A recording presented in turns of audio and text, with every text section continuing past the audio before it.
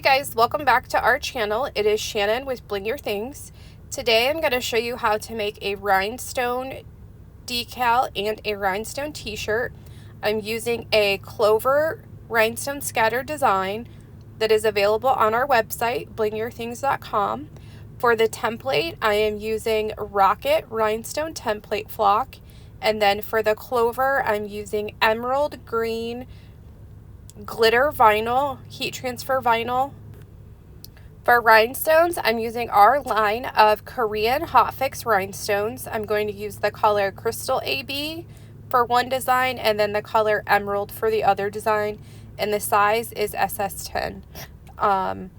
The products that we're going to use, this is our rhinestone decal material. The front side is clear and then the back side is milky, like a milky white. I'm going to use a weeding pen, a little scraper, then you're also going to need your scissors, a rhinestone brush, and then heat transfer tape. So the first step that I'm going to do is I'm going to peel the Rocket template flock from the backing. When I'm doing this, all of the little holes for the rhinestones should stay on the backing. It's important to make sure that you have your cut settings correct and like dialed in on your Cameo or your Cricut or your Graphtec, whatever cutting machine that you're using. You might have a few that stay behind, but if you have a lot, you need to adjust your settings because you shouldn't have to pick out a whole bunch of the little holes for the rhinestones to fit into. And if you're not sure what settings you should use for your machine, if you visit our website under the tips and tricks section, there is a post that has the recommended settings for different types of machines. Just remember that everyone's machine is going to be different based upon things like how long you've been using your blade, and you may need to make adjustments even from the ones that are there, but that should give you a starting point, and then you can just adjust if your blade needs to be deeper, you need to use more pressure, and things like that. So then, since I want to keep this backing to store the template on, I'm just going to use my scraper to scrape all the little holes, the little pocks. I call them little pocks. They look like little chicken pocks. I'm just going to scrape those off the back, and then I'm just going to throw these away so that then the backing is ready for my template to go back on that, and then I can use that to store my template to use it later. So then next I'm going to weed the clover designs out of the heat transfer vinyl. Again, I'm using the color Emerald, and this is Caesar glitter heat transfer vinyl. Another thing that I wanted to mention too is with any type of design that you're going to be using and you're using this type of heat transfer vinyl, always make sure when you're cutting it that you mirror the design before you send it to your cutter. Since the masking is on the top of this material, it's going to be flipped over, and I'm going to be placing it from the top side down onto the material. So if you forget to mirror it after you cut it, it's going to be backwards when you go to use it. So for the vinyl part of this design, you need to mirror it, but not the rhinestone part, because the rhinestone part, you're going to be brushing it into the template, and then you're going to pick the rhinestones up from the top. So they are already in the right order that they need to be used. So just make sure that you're paying attention to that type of thing, or those details before you cut any type of design that uses heat transfer vinyl. So here is what the clovers look like. Then as you can see, I need to flip that over to use it, and then the rhinestone part is already in the correct order. If I had forgotten to mirror it, it wouldn't match up to the rhinestone part. So I'm just going to cut these in half since I'm using them for two different projects.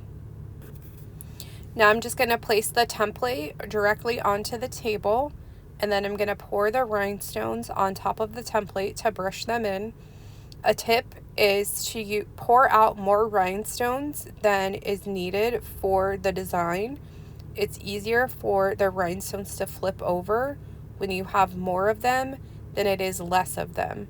You don't need to use a lot of pressure. It's very light-handed.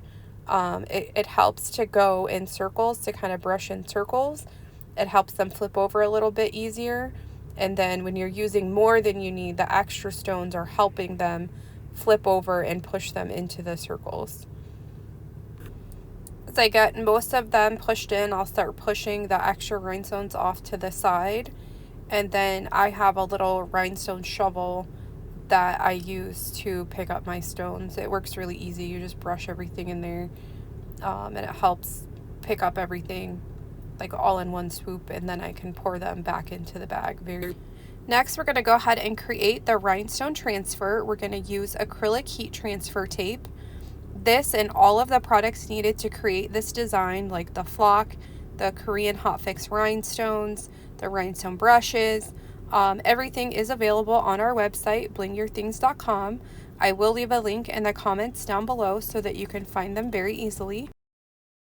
The heat transfer tape, you just want to make sure that you're cutting it a little bit wider than what your design is so that you can very easily lay it down on top, and you have enough room to move around while you're laying it down. So I try to lay the tape kind of like from the center out, and you need to do it kind of fast. Then to adhere the stones to the tape, I will use my rhinestone brush, and I'll kind of brush over the top, and then I'll use my hand just to give it like an extra insurance that I'm picking up all of them. If you get to where maybe one of the stones didn't pick up, just lay the tape back down and then use your finger to push the tape into the rhinestone so that it fixes to the tape. Now we're going to prepare to make the rhinestone decal. So with the rhinestone decal, just remember that you want to press to the right side. So the top side, the side that you want to press to, is glossy, and you can always just double check by peeling back the corner, and you want to make sure that the side that you're going to press to has the sticky backing. The back side of this is kind of like a little bit rougher, and it is like kind of like a milky white color. Another tip to remember is you want to make sure that your tape is smaller than the decal material. If it's larger, the tape, after you press it, the tape will peel the decal material from its backing. So just trim around your design and make sure that your tape is smaller than the rhinestone decal material. So then I forgot I was going to do I'm doing two designs, so I need to create the Rhinestone Transfer for the t-shirt that I'm going to make. I'm just going to use our Crystal AB in size SS10 to create this Rhinestone Transfer. Again, you just do the same process. Pour out your rhinestones, pour out more than you need, and then brush the stones into the design. Then cut your heat transfer tape, again cutting it a little bit wider than what your design is going to be, and then place it on top. Use your rhinestone brush to push the tape into the rhinestones. Then use your hand just to give it a little bit more pressure to ensure that the rhinestones are affixed to the tape. Now we're going to go ahead and press the design to the rhinestone decal material. Again, you want to make sure that you are pressing to the correct side. We want to press to the shiny side. You can always peel back a little bit of the corner to double check. Then you want to line up your design to make sure that you have enough room and that your heat transfer tape or the masking on your glitter vinyl is not going to be hanging over the edge of the decal material. So then I'll just go ahead and line this up really quick. And then I'm going to press the vinyl, the heat transfer vinyl first, because the rhinestones do have space to them. And I want to make sure that the vinyl gets good adherence. So I am pressing at 315 degrees for 5 seconds. I just want to tack it down. I don't want to do the full amount of time needed. Since I'm doing a second press with the rhinestones, it's going to get the full amount of time that it needs to adhere to the material. So the decal material is going to be very hot. Make sure you handle it very carefully and that you don't burn yourself. I'm going to peel the masking tape or the heat transfer tape off, and then I'm going to turn around and line up the rhinestone design on top of that. You can just make adjustments as needed to make sure that everything is lined up where it needs to go. Then I'm going to go ahead and make sure that the whole design is covered in the parchment paper, and I'm going to press for 12 to 15 seconds, again at 315 degrees. Then I'm going to go ahead and flip it over and press it again for another 5 seconds so that it's getting pressure and heat from the backside, just to ensure that everything is adhering correctly. The decal material is going to be very, very hot. Be very careful handling it. The tape is a cold peel. You do want to let it cool off a little bit. For the video, I'm just going to go ahead and pull it now, but you do want to let this cool off before you peel it. You want to give the glue on the back of the stones time to set before you start using pressure to peel the tape off.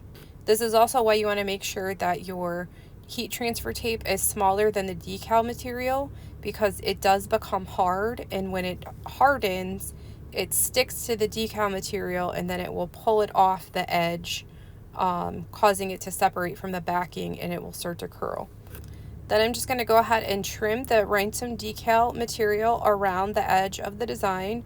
You can trim it pretty close when it's a design like this where it's kind of like scattered out. I'm not going to go in very close because I want to make sure that there's still structure around the side of the material, and that it doesn't become too flimsy. And then the decal material is clear, so you're not going to see the white backing when you place it on like your car window or you put it on a tumbler. So as you can see here that it's clear, it's see-through. You're not going to see that decal material. You might see like an outline when you put it on your window, but it is see-through. You're not going to see it. And so here is the finished decal. It is nice and glittery and nice and sparkly, and it is ready to use. So then I'm going to go ahead and press that other design that we made to this t-shirt. Again, I'm going to press at 315 degrees. For the t-shirt, I'm going to give it a pre-press of just 5 seconds to take out any of the moisture that is in the shirt. Now I'm going to go ahead and line up the design just like we did before, making sure that I have the design in the center of the shirt. I'm going to go about 3 to 4 inches down from the neckline, and then again making sure that the rhinestone part is going to line up as well, and that I'm giving myself enough room. And then I'm going to go ahead and press the glitter vinyl first. I'm going to put the parchment paper on top, and I'm going to press this for 5 seconds just to tack it down. Then I'm going to remove the heat or the transfer tape, and then I'm going to place the rhinestone part on top. I'm going to go ahead and line that up. Then I will place the parchment paper on top again, and now I'm going to press for another 12 seconds. Again, all of this is being pressed at 315 degrees. And then after it cools a little bit, I will go ahead and peel the tape. Again, you want to peel slow, just in case any of the rhinestones start to come up. You can put the tape back down and go ahead and press it again. So here is what the finished t-shirt looks like. For any rhinestone shirt, you also want to make sure you wait 24 hours before you wash it to give the glue enough time to set. A lot of the products used in today's video are available on our website, blingyourthings.com. And if you haven't already, I would love it if you could like and subscribe to our channel. Until next time, I hope you have an amazing week.